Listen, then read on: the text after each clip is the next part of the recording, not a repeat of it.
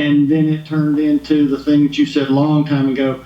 Does it make sense to go forward? And it did. And it was, like I said, I told you, I appreciate you sort of resetting us, because you get into a habit, you get into a groove, and then you actually get into a rut.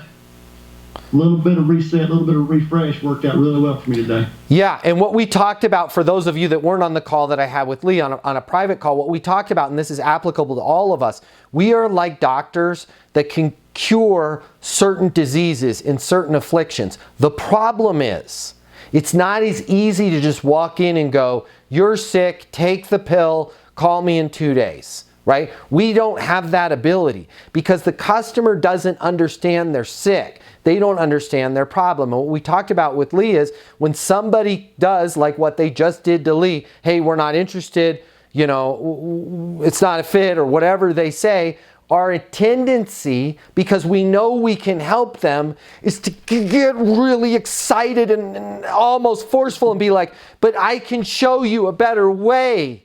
I can give you higher returns with less risk if you just give me 5 minutes. And nobody wants that. They push back, right? You're not interested? Yeah, we've had some bad experiences. Can you, man, I'm sorry to hear that. Can you kind of walk me through what's happened, right? Well, you know, we were looking for a new solution. We talked to somebody else.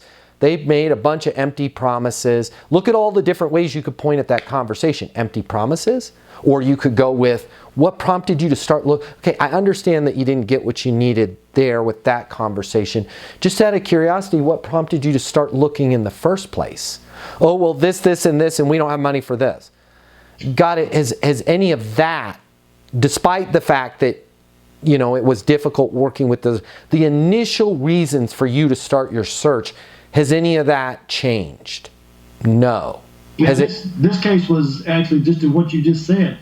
They were shut down because they had an event happen that took their focus elsewhere. Mm-hmm. And when I got them to tell me what the event was, I said, well, is there a way that I can help you address that event?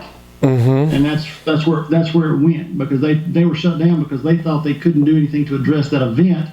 When I got them to tell me what it was, we found out that there are some things that we can do to address the specific event that they thought was a distraction.